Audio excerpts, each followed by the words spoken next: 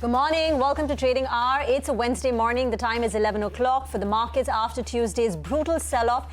It's a tepid recovery. So we're in the green for the benchmark indices, but not by a whole lot, up about 0.3%. The Nifty is trading below 23,100. The Sensex is up close to about 300 points. The problem is in the broader market. The mid-cap index, the small-cap index continuing with the selling pressure, 1.5% gone on both those indices. The advanced decline ratio currently has two stocks advancing for 7 in the red. And the results casualties, they just don't seem to end. So today you've got Cyan DLM down 10%. You've got an India Mart down close to about 8.5%. India Cements, Tanla Platforms, and even a stock like Nugent Software.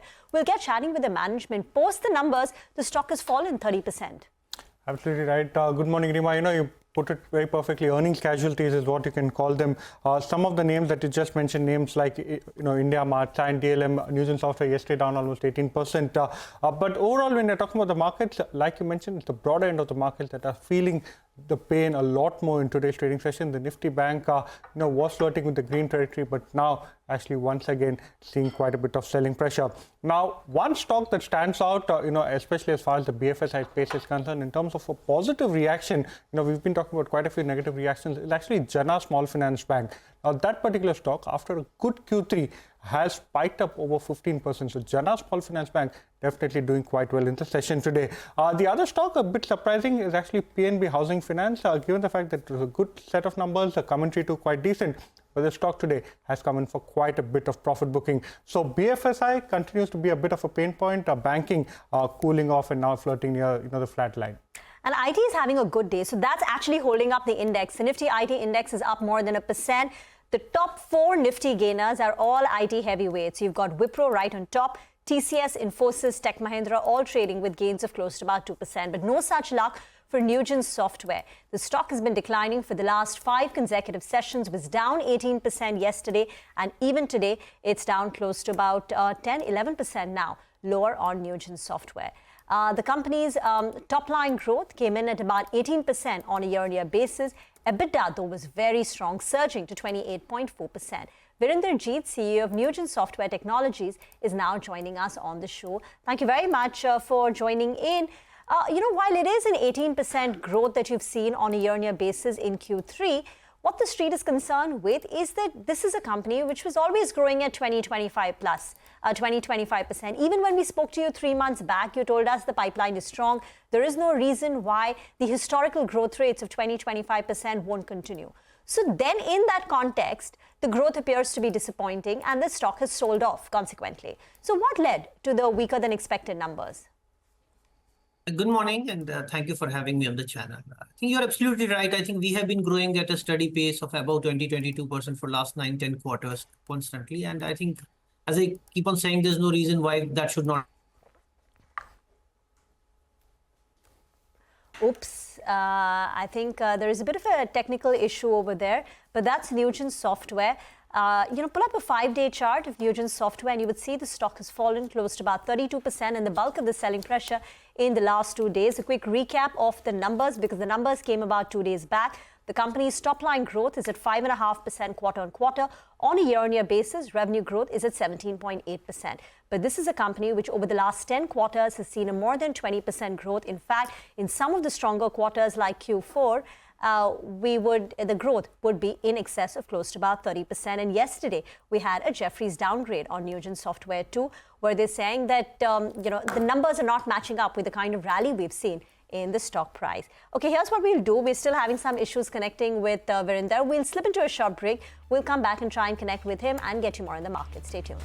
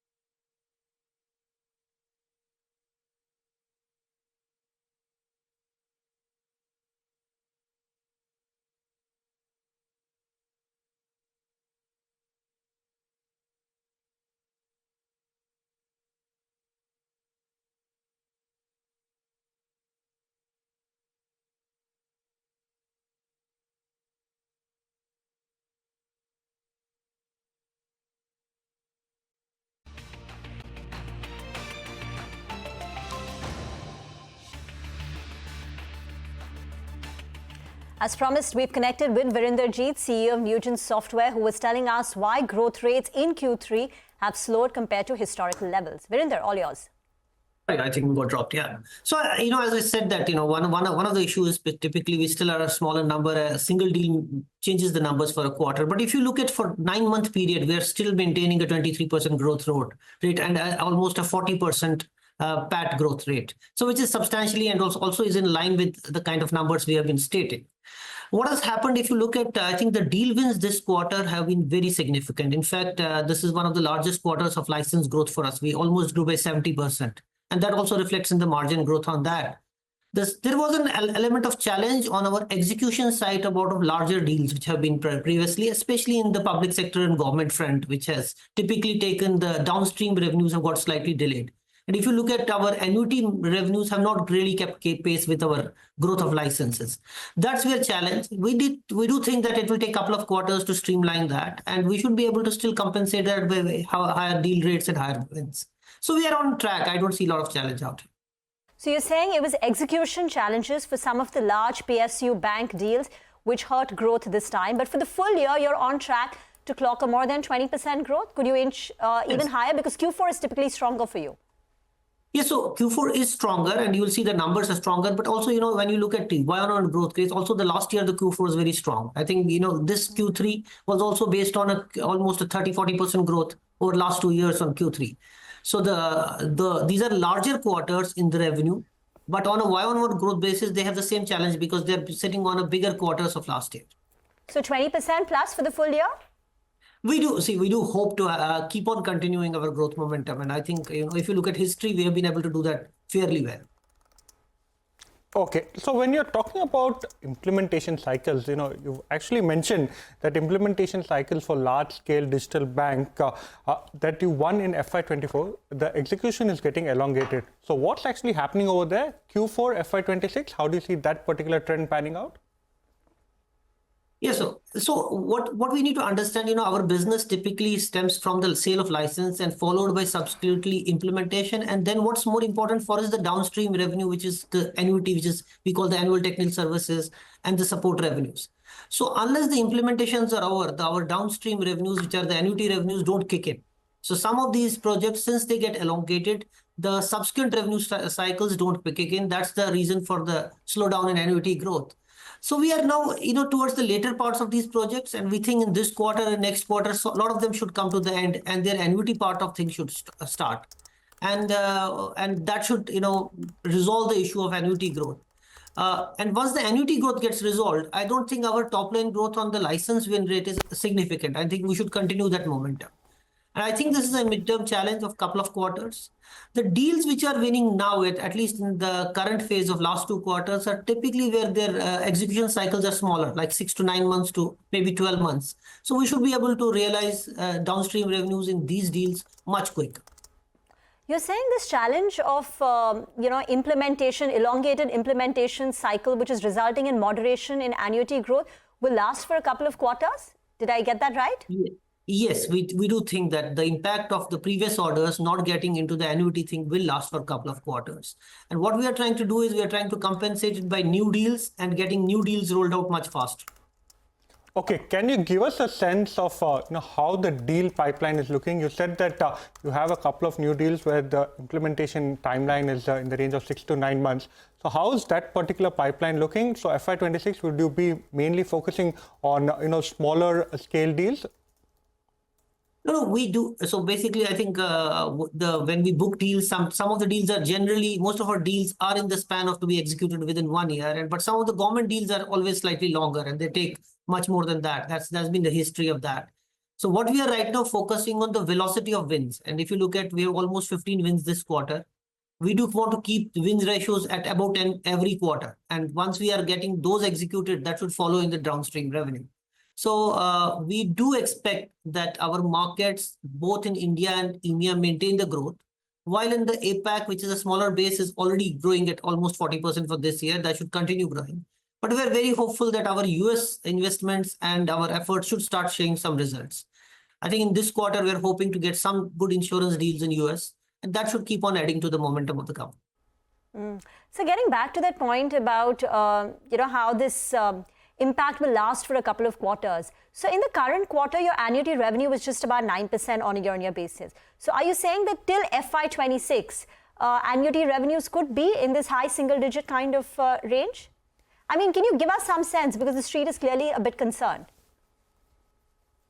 So I think what's going to happen, that generally if you look at our annuity revenues have been around the growth rate of the company. They have not fallen back. This is the first time in last few quarters it's been seeing, but I think this quarter is more obvious. I think from here we are looking at recovering it. I think it should keep on improving few percent every quarter till it reaches for next 3-4 quarters back to that growth rate.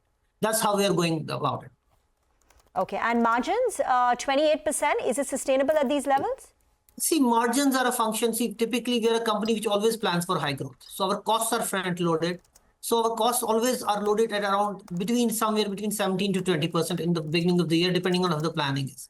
Any growth rate which is above 17-18% keep on expanding margins for the company. And then we keep on reinvesting it for growth in newer geos and new products and new verticals. We do spend significant amount of money on our R&D, which is almost 10% of the revenue, and around 22% on sales and marketing. And that's where we keep on. So the margin expansion is a function of our business, because it's a high gross margin business. We have almost 60% of our business is typically generating high gross margins.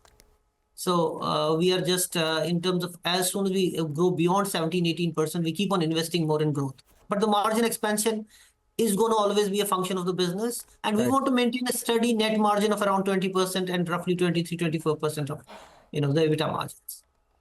Thank you so much, Virender, for joining us and explaining to us what exactly transpired in Q3. Wish you all the best for Q4 and FY26. Well, moving on, we'll now shift focus to the commodity space. Manisha joins in, and today we are focusing on precious metals. Yes, Vivek, we're doing that because the precious metals have continued to gain, even as there is some jitteriness in energy as a space and base metals, as well as the markets await the impact that you could be looking at from all those tariffs that the US president seems to be talking about that could be levied on China and Canada and Mexico. So the street is reading it as in sense that this could be inflationary. At best, it spreads uncertainty into the international markets as well. And there is some safe haven buying that we have seen happen for gold and silver. Add to that the fact that the US dollar index is also off its 2-year highs. That has supported some buying as well, as you can see on your screens. And $2,750 announced, by the way, is an 11-week high that you are seeing in case of gold. And silver prices also have seen strong gains. Silver, in any case, is looking at a 5th straight year of deficit in 2025. The industrial demand is expected to be on the stronger side. So those are some factors which, in addition to a safe haven buying, are supporting silver prices there. Well, also, when you look at Mexico, it is a top supplier of silver, especially to US, and with those tariffs coming in, the expectation is that you could be looking at higher prices. Markets also are looking at reversal in sense of trade deficits with the European Union, is what US has said. So when you take into account all of these countries, the availability of metals and the added tariffs could lead the prices on the higher side. For this year, when you look at the prices itself, well, we have seen gold prices gain up by 5%. This is after 28% of gains in the previous year. And silver prices are up by 7% already in this year. This is after gaining 25% in the previous year as well. So the gains continue in case of precious metals. Thank you so much, Manisha, for joining us and giving us a sense of that particular market. Well, it's now time for a short break. The management of South Indian Bank joins us next to discuss their Q3 numbers and the way forward.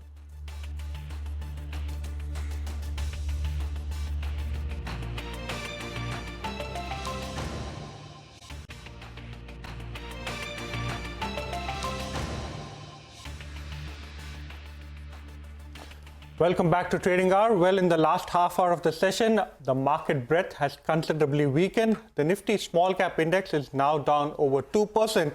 And one particular stock that continues to remain in focus, one that's been in focus over the last 2 weeks, has been Kalyan Jewellers. The stock now near the day's lowest point is down 6%. And in fact, from just the recent peak in the last 2 weeks, this particular stock has lost more than 40% in trade. So significant selling pressure is what Kalyan Jewellers is witnessing. The other set of stocks that are seeing quite a bit of selling pressure today is the Nifty Realty Index. The Realty Index, one of the top laggards in trade, and along with that, quite a few of the constituents of the index, Prestige Estates, Lodha, Oberoi Realty, all of these stocks continue to see selling pressure today, down in the range of 4 to 6%. But moving on, we are now shifting focus to South Indian Bank's quarterly earnings. The company saw weak deposit growth in Q3, while net interest margin contracted. The asset quality actually improved. To discuss more on this, P.R. Sheshadri, MD and CEO of South Indian Bank, joins us now. Mr. Sheshadri, first of all, thank you so much for joining us. Q3, how exactly did it pan out? Deposit growth slightly muted, but how has Q4 started and what is the outlook as far as FY26 is concerned? At the outset, thank you very much for having me on this show. We are very, very pleased with our Q3 actually. Across almost every parameter, we've shown positive traction. We hit our highest ever historical profit for a quarter this quarter. Provision coverages increased. Delinquency numbers reduced. So for a bank, I think across almost every parameter, the numbers were positive. The deposits, what you were talking about, we consciously took a call to actually reduce our bulk deposits. So if you were to excise or exclude the impact of the reduction in bulk deposits, you'll find that our deposits grew almost 8%. So, our aim is to ensure that our cost of deposits continue to remain the best in the category. If you were to look at our investor presentation, you'll find that we are significantly lower priced when it comes to cost of deposits than our competitors.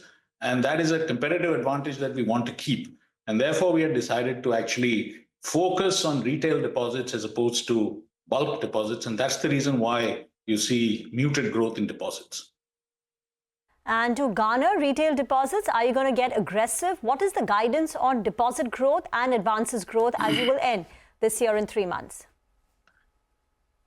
With respect to retail deposits, what we're working on is redoubling on our NRI franchise. Approximately 30% of our deposits come from non-resident Indians. We continue to focus on that, and we are trying to build more linkages with our customers overseas. That's a great area of focus. The other area of focus is to ensure that our branches and our RMs in particular ensure that they are in close contact with our customers. We are not thinking of growing our branch footprint very aggressively at this point in time, merely ensuring that we stay in contact and ensure that we have the best products. We're also trying to see what we can do for corporates. We do have a large corporate book. Our corporate deposit franchise is not as large as we would like. That's an area of another focus. We think that we can grow deposits at between 8 and 10% annually, and we can grow our assets at between, in the early teens. Okay, so you're looking at an early teen growth as far as assets is concerned. So Q4, FY24, could you help us with the following numbers? Advances, what is it that you're penciling in? Deposits, what is it that you will end FY25 at? And what is it that you're targeting for FY26? And where will you maintain NIMs at? With respect to growth during the fourth quarter, we are trying to cycle out of some of our lower yielding assets and into slightly higher yielding assets. Consequently, the fourth quarter may see a slight drop in growth on the asset front, but this is to ensure that we can, manage our NIMs a little bit more actively. There is pressure on the NIMs on account of the fact that deposit costs are rising, in spite of the fact that deposit costs for us are lower than our peers. But still, there is this pressure and consequently the need to manage this balance sheet actively. So we do see NIMs dropping a touch in the fourth quarter, and they will then sequentially improve as we go into the following quarters in the next year. Would you like to put a number to it? You said that as you cycle out, get out of some of these low-yielding assets, growth will get impacted in Q4 and margins. So what's the growth that we're looking at on advances, and what would the NIM level be? So the growth in the fourth quarter would probably be in the 10-11% range. And thereafter, in the following year, we'll go back into early teens. The reason is that in order to ensure that deposit costs are kept reasonable, we need to grow at a rate where we don't have to offer the highest rates to attract deposits. And consequently, that puts a limit on low-cost growth of deposits. And that happens to be approximately, historically, we've grown about 10% a year when it comes to deposits at the lower cost that we have. And that's what we intend to keep on in the next year. And as we cycle out of the lower yielding assets and get more higher yielding assets, that's when we'll start competing more aggressively for the deposits. We do think that we have a very solid franchise on the deposit front. And we think that if we were to start offering higher prices, we should be in a position to attract greater deposits, which we will need once we start growing faster. Okay. Mr. Seshadri, where do you intend to maintain your credit deposit ratio or your loan deposit ratio? And also give us a sense of how exactly asset quality is actually panning out. On ground, how's collection efficiency? Do you expect to see further slippages, or are you hopeful that there could be a few recoveries that could be made? Our credit deposit ratio right now is at about 82.5. We used to be in the late 70s for a long time. We're now at 82.5. We expect to stay in this neighborhood in the near term, which means that we will need deposits to grow our assets. From the perspective of how assets are behaving, across the board, we are seeing improvement. And the reason that we are seeing improvement is that our exposure to unsecured credit as well as microfinance is very limited.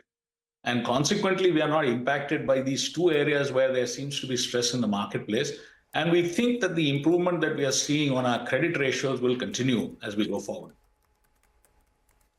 We'll leave the conversation here for now. Thank you very much for joining in. That's the outlook from South Indian Bank. In Q4, growth could be slightly lower, but on the whole, over the medium term, they are gunning for 8 to 10% deposit growth and advances growth in early teens, though Q4 could see a little bit of a drop, 10 to 11%.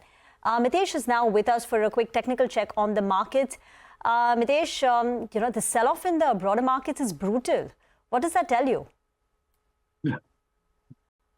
So I think, the fact that the mid-cap is underperforming is nothing new. I think broadly, barring a few days of bounce back, we've seen the mid-cap and the breadth kind of underperform. But what is more important is the Bank Nifty. I think, the Bank Nifty is still showing signs of weakness, and 48,400, 48,375 is in marked area pivot support. But in case we start breaking below that, I would expect levels of 47,500 as well, and maybe lower levels as well. So I'm watching the Bank Nifty closely.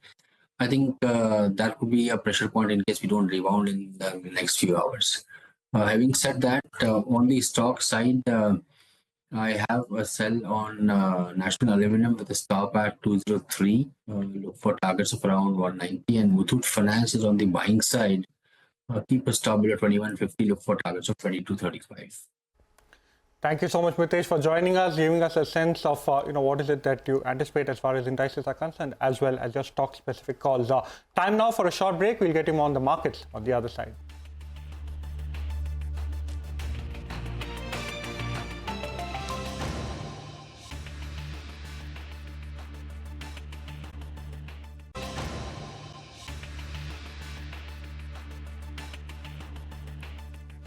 Welcome back. It's a big earnings day today. BPCL, HUL, HDFC Bank all set to report their numbers, and our team is waiting by to get us up to speed with the expectations. Sudarshan, you go first with BPCL.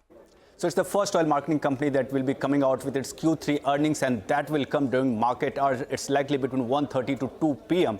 And we are expecting a strong set of earnings from BPCL. Talking about some of the positive factors, first, crude was range bound from October to December. Second, company is likely to have seen strong retail sales for both petrol and diesel, and in resultant, petrol and diesel margin are likely to rise somewhere around 24 to 27% if you look at sequentially.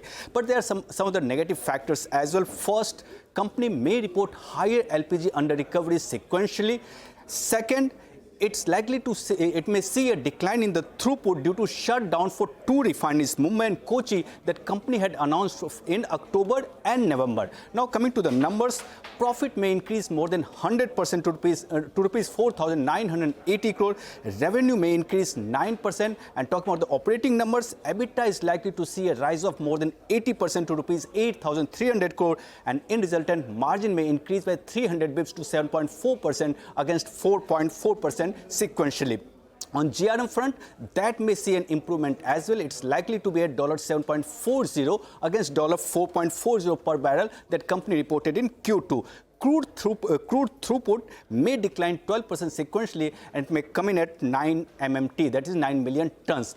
In the commentaries, some of the factors that we'll be watching out for. First, commentary related to Russian crude throughput. Second, what does company say related to LPG under recoveries and if it has got any assurance from government. And last would be, what does company say on Bina refinery, because recently it has announced the financial closure with consortium of banks led by SBI. But on the earnings front, we may see a strong set of earnings from BPCL.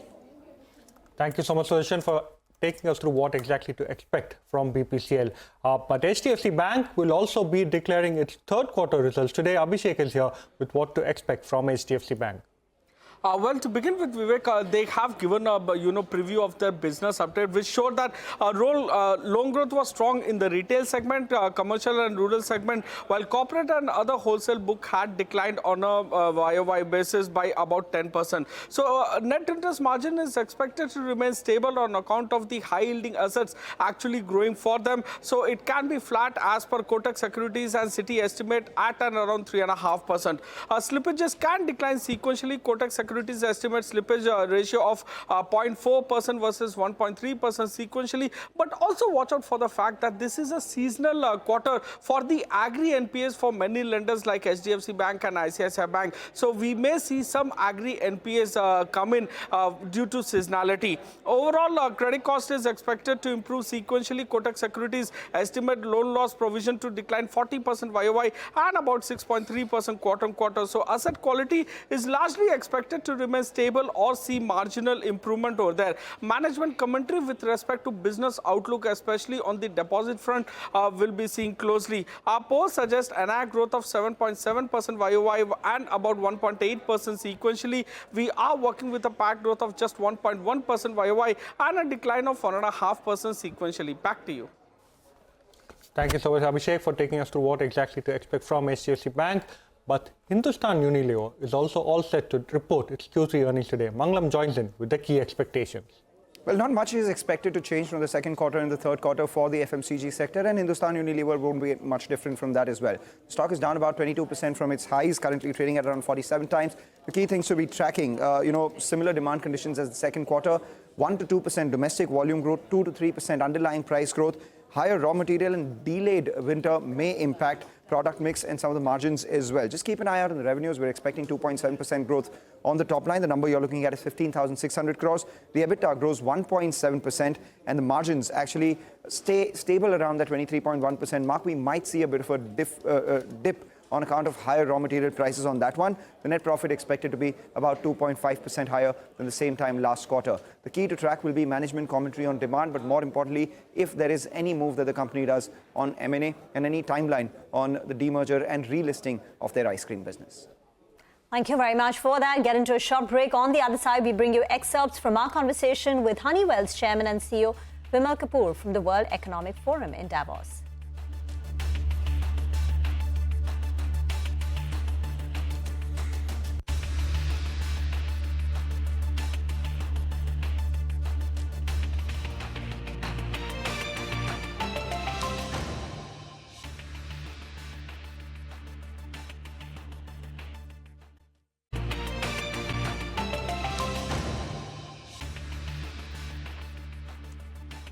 Welcome back to Trading Hour. Well, the selling pressure as far as the small cap index on the broad end of the markets has actually intensified. The small cap index now down almost 2.3%. The mid cap index down 1.9%. Some time ago, you saw a few flashes on your screen. This is regarding a company called Akums Drugs. The company has informed the exchanges that there was an income tax surge on the premises of the company as well as its subsidiaries. The stock now down almost 5%. Well, the other set of stocks today that are seeing quite a bit of selling pressure is actually stocks from the life insurance pack. ICICI Prudential came out with its numbers last evening, and there was a slight miss as far as the VNB margin was concerned. Post that, the stock has seen a sell-off of close to 8%, and there has been a rub-off effect as far as other insurance companies are concerned. Max Financial, the other life insurance company, down almost 2.5%. And the other stock that's seen quite a bit of selling pressure is actually Policy Bazaar or PB Fintech. That stock today down over 5%. But another stock that Rima has been tracking, again, witnessing intense selling pressure is India Mart. The numbers look quite okay. What actually went amiss in Q3? Well, they have something called paid quarterly subscribers. The number of customers who come on their website, on their platform and are willing to pay. not just for free inquiries, etc. Now, typically, this number on a quarter-on-quarter basis, the paid subscribers would go up by 5,000 to 6,000. This was a few years back. Then we had that slowdown in the last 2 years, and that number came down to 2,000 of a quarterly addition. But in the last many quarters, we haven't seen a decline. So this quarter, the paid quarterly subscribers actually declined sequentially by 3,700, and that came in as a negative surprise. Nomura was also expecting a growth of close to about 2,000, improvement, but that's not come about, which is why the stock has tanked. In fact, it's a fresh 52-week low on the stock, and in the last 12 months, the stock is down in excess of close to about 23, I think close to about 30-odd%. Now let's get to what Nomura is saying, because there is a downgrade. Now, Nomura has downgraded India Mart to a reduce, and they've slashed the target price too. The target price now stands at 1,900 versus 3,150. They've cut the valuation multiple, and they are also valuing India Mart at a 50% discount to InfoEdge. Motilal Oswal, on the other hand, is still bullish because of valuations. They're saying after the correction, valuations are fairly undemanding.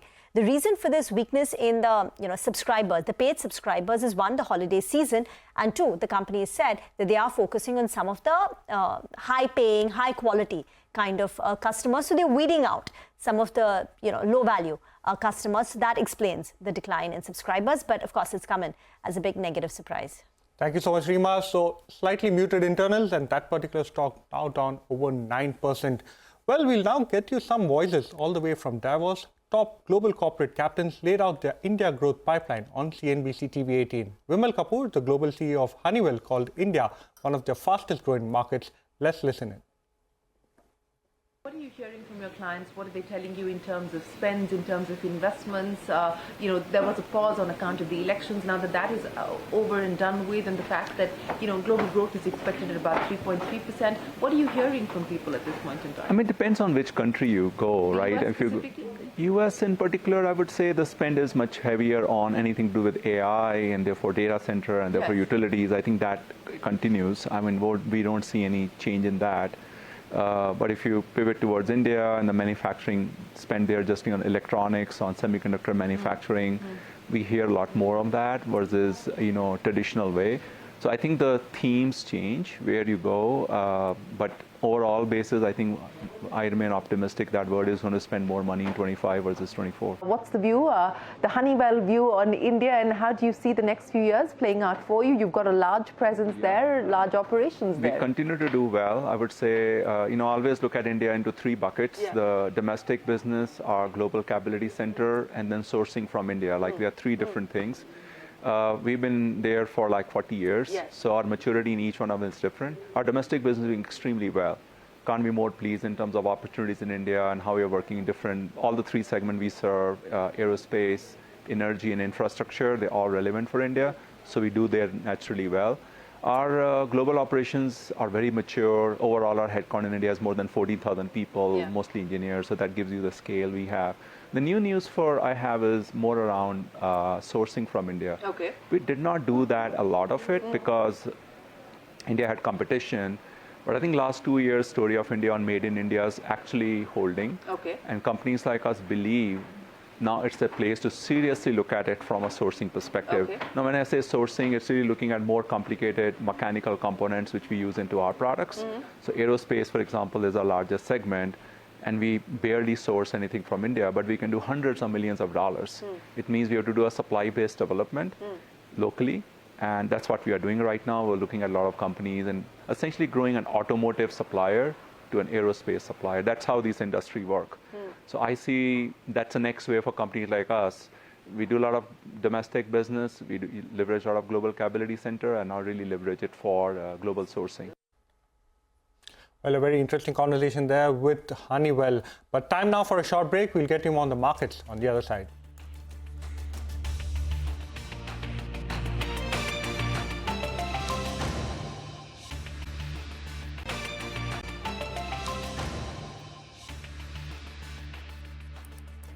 Welcome back. It's a 1,000-point sell-off now on the mid-cap index, and the advanced decline ratio now stands at 1:5. 5 stocks declining for 1 stock in the green currently. Some updates coming through on Bandhan Bank. But let's get you more voices all the way from Davos. Shireen's been chatting with top global corporate captains to lay out their plans for India. And one such is the Bank of America CEO, Brian Moynihan. He says he remains optimistic about the India story. Listen in. You think about India, we have them growing strong next year, consistent with what they grew this year. It's now moved to the 5th largest economy, keeps moving north. All the programs of Prime Minister Modi and the governments over the years have been working. It's becoming hugely digital, 800 million phones and all the stuff we talk about. And you see the digital impacts with our clients and our customers. What do you expect in terms of fund flows into markets like India on the back of what we're seeing happen in the U.S. with the dollar strength? Well, I think the fund flows in India ought to be among the strongest around the world because it's sheer opportunity. And so, manufacturing as a major extra source, the services economy, which is strong. And by the way, it's building a huge internal economy. The IPO market in specific had a stellar run in India. What's the expectation as far as public market performance is concerned in 2025? IPO market, there are 100,000 startups, I think, in India. There's 1,000 of them that are getting towards, big enough and interesting enough for the public markets. 100 of them, I think, are unicorns or something like that. Those statistics.